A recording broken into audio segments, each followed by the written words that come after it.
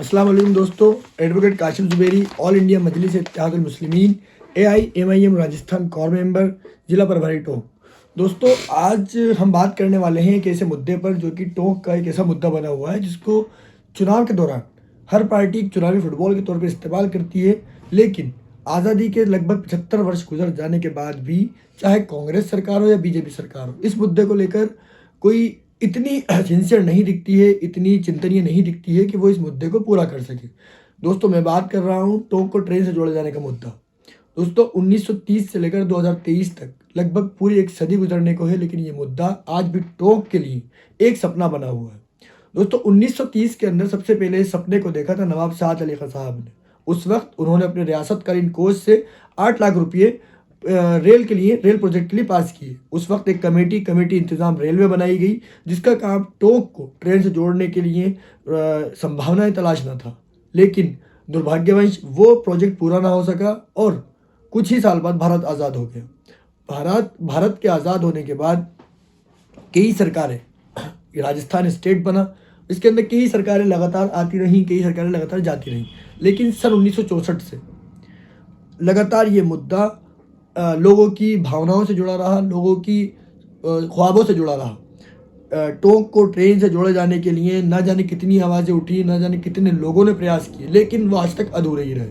दोस्तों, नवाब साद अली खां साहब का 1930 का देखा गया वो सपना 2023 आने तक भी आज तक अधूरा है। दोस्तों, क्या वजह है कि टोंक में ट्रेन अभी तक नहीं आई है? क्या सरकारों की तरफ से प्रयास नहीं हुए, क्या या सरकारों ने कोशिश नहीं की? और अगर नहीं आ पा रही है तो इसकी वजह क्या है? दोस्तों, इसके लिए सबसे पहले हमें जानना पड़ेगा कि क्या केंद्र सरकार द्वारा टोंक के लिए रेलवे प्रस्ताव पारित भी है या नहीं है, क्योंकि रेलवे प्रोजेक्ट किसी भी जगह पर जोड़ने के लिए केंद्रीय प्रस्ताव की, केंद्रीय मंजूरी की आवश्यकता होती है। तो दोस्तों, 2009-10 की अगर हम बात करें तो तत्कालीन ममता बनर्जी UPA सरकार थी। उस वक्त उन्होंने अपने रेलवे प्रोजेक्ट के अंदर टोंक के लिए एक नई लाइन, जो कि अजमेर सवाई माधोपुर वाया टोंक होते हुए एक नई रेलवे लाइन को उन्होंने अपने रेलवे बजट में पास किया, जिसका अनुमानित जो खर्चा था वो 709 करोड़ रुपया। लेकिन जब इसको रिवाइज किया गया उस खर्चे को, तो 873 करोड़ रुपया उसका तकरीबन उस रेलवे प्रोजेक्ट में खर्च होना पाया गया। लेकिन उसके अंदर क्लोज रख दिया गया कि उस 873 करोड़ के अंदर से आधा पैसा राज्य सरकार द्वारा दिया जाएगा और आधा पैसा केंद्र सरकार द्वारा दिया जाएगा। राज्य सरकार पर एक शर्त और लगा दी गई कि जो रेलवे के लिए जो ज़मीन होगी 734 हेक्टेयर ज़मीन, वो भी राज्य सरकार को दी जाएगी। लेकिन 2009 और 10 के अंदर जब UPA गवर्नमेंट केंद्र सरकार में थी और उसी वक्त राजस्थान के अंदर भी कांग्रेस सरकार थी, 2009-10 के अंदर रेलवे बजट के अंदर प्रस्ताव पारित होने के बाद भी राजस्थान सरकार लगातार 4 साल इंतजार करती रही। उनके द्वारा इसके लिए पैसा पास नहीं किया गया। लेकिन जब 2013 में राजस्थान के अभी के हाल ही अभी के जो मुख्यमंत्री अशोक गहलोत साहब उस वक्त के भी मुख्यमंत्री थे, उन्होंने 2013 में जब उनको लगा कि टोंक से उनके किला दरक रहा है और कांग्रेस की सीट सरक रही है, उस वक्त उन्होंने इस चुनावी फुटबॉल का फिर इस्तेमाल किया और उन्होंने एक पत्र केंद्र सरकार को लिखकर ये कहा कि वो तैयार हैं आधा पैसा और ज़मीन देने के लिए। लेकिन दुर्भाग्यवश जब उनका ये पत्र गया, उसी वर्ष चुनाव हुए और उन चुनाव के अंदर बीजेपी की जीत हुई। भारतीय जनता पार्टी ने जब यहाँ पर कमान संभाली, उस वक्त 2016 के अंदर तत्कालीन मुख्यमंत्री वसुंधरा राजे, जो कि बीजेपी से थी, उन्होंने एक पत्र 2016 के अंदर, 2014 के अंदर, क्योंकि केंद्र में भी सरकार बदल गई थी, तो केंद्र में भी बीजेपी सरकार थी और राज्य में भी बीजेपी सरकार थी। उन्होंने तत्कालीन रेलवे मंत्री पीयूष गोयल को एक पत्र लिखा और इस पत्र में लिखकर मुख्यमंत्री वसुंधरा राजे ने यह कहा कि वो 2013 में मुख्यमंत्री अशोक गहलोत के द्वारा दी गई मंजूरी को अस्वीकार करती है और केंद्र सरकार अपने लेवल पर ही टोंक को ट्रेन से जोड़े जाने का जो पूरा खर्चा है वो वहन करे। लेकिन 2016 में ही पीयूष गोयल ने एक रिवर्स पत्र मुख्यमंत्री वसुंधरा राजे को लिखा और उन्होंने कहा कि वो ऐसा नहीं करने वाले हैं। इसके बाद लगातार प्रयास होते रहे।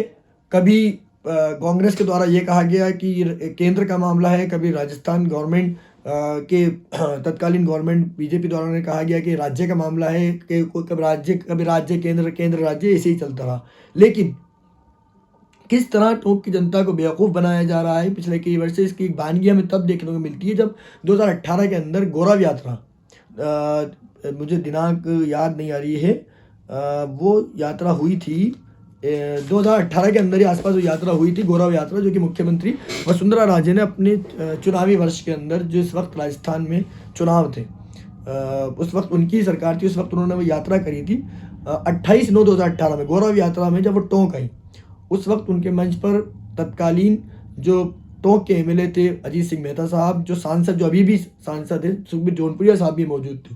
उस वक्त जब पत्रकारों ने वसुंधरा राजे से टोंक को ट्रेन को लेकर सवाल पूछा तो उन्होंने ये कहा कि ये मामला केंद्र का है। मतलब उन्होंने अपना पल्ला झाड़ते हुए ये मामला केंद्र का बता दिया, जबकि केंद्र में भी बीजेपी गवर्नमेंट थी। उस वक्त सांसद महोदय मंच पर मौजूद थे, लेकिन 2018 में लोकतंत्र के अनुसार सरकार बदली, राजस्थान में कांग्रेस गवर्नमेंट आई। लेकिन जैसे ही कांग्रेस गवर्नमेंट आती है, जो हमारे सांसद महोदय हैं, जो कह रहे थे, एक वीडियो में मैंने सुना था कि मैं 100 करोड़ रुपए देने को तैयार थे, कि मैं अपने पास से देने को तैयार हूँ। जब राजस्थान में कांग्रेस गवर्नमेंट आती है तो उनके स्वर फौरन बदल जाते हैं। 2019 में जब मुख्यमंत्री मोदी लोकसभा इलेक्शन के लिए टोंक दौरा करते हैं, उस वक्त पत्रकारों द्वारा, उसी दौरान जब पत्रकारों के द्वारा सांसद महोदय से सवाल किया जाता है ट्रेन को लेकर, तो वो ये कहते हैं कि ये मामला राज्य का है। इस तरह वो इस मामले को राज्य का बता देते हैं। इस तरह बीजेपी गवर्नमेंट हो या कांग्रेस गवर्नमेंट, दोनों ने इसको चुनावी फुटबॉल के तौर पर इस्तेमाल किया। 2019-2018 का जो इलेक्शन राजस्थान में हुआ, उसमें चुनावी घोषणा पत्र जब कांग्रेस जारी करती है, उसके अंदर उनका एक सबसे बड़ा जो एक मौजू बनता है वो ये होता है कि टोंक के लिए रुके हुए प्रोजेक्ट को वो काम शुरू करेंगे। लेकिन राजस्थान में इलेक्शंस होते हैं, 2018 के बाद सरकार बदलती है, कांग्रेस गवर्नमेंट राजस्थान में आ जाती है।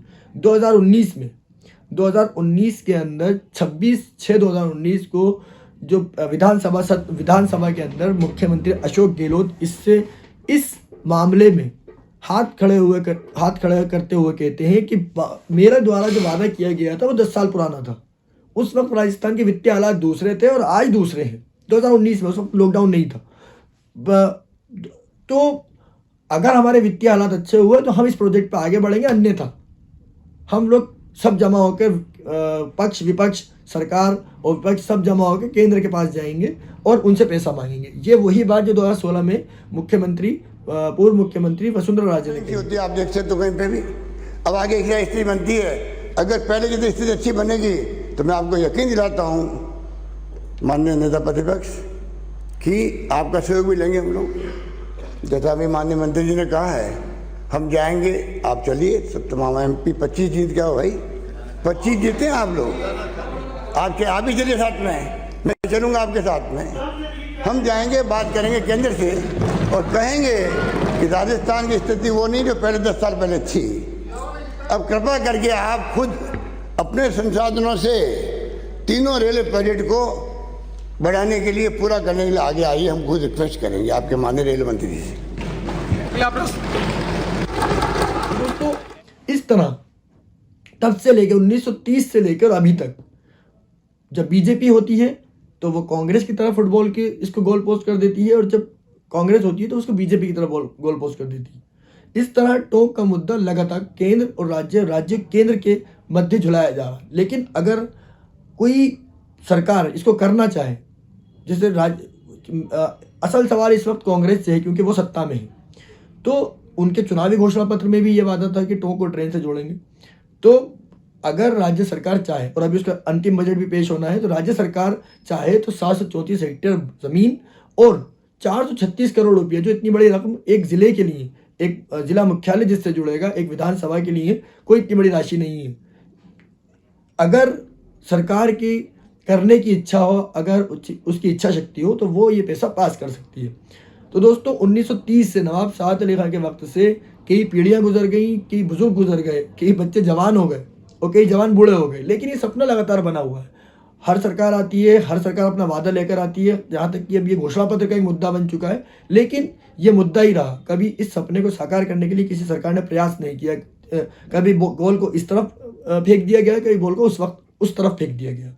इसी मामले में जब हम बात करते हैं कि ये सपना क्यों पूरा नहीं हो रहा, तो इसके अंदर जो सबसे बड़ा मौजू आएगा वो ये आएगा कि जो ट्रेन, किसी भी जगह को ट्रेन से जोड़ने के लिए सबसे जो ज़रूरी चीज़ होती है वो ये देखना पड़ता है कि रेट ऑफ रिटर्न कितना है, मतलब ROR कितना आ रहा है। केंद्र सरकार के लिए एक सबसे बड़ा मुद्दा होता है कि लागत का रेट ऑफ रिटर्न कितना है, लेकिन इसके अंदर क्लोज ये है कि अगर कोई ऐसा स्थान जो सेना के गुजरने का स्थान है तो वहाँ पर ये सब चीज़ों को नहीं सोचा जाएगा, उसको सीधे तौर पर रेलवे लाइन से जोड़ दिया जाता है। तो दोस्तों, आपके सामने ये सारा मामला था, आप समझ सकते हैं किस तरह टोंक की जनता को गुमराह किया जा रहा है। तो मेरी राज्य सरकार से यही अपील है कि आगामी बजट, जो अंतिम बजट उनकी सरकार का होने वाला है, वो अपने घोषणा पत्र में किए गए वादे को पूरा करें और टोंक की आवाम का 1930 का देखा गया सपने को पूरा करने की कोशिश करें और टोंक को ट्रेन से जोड़ने का कार्य करें। अस्सलाम वालेकुम।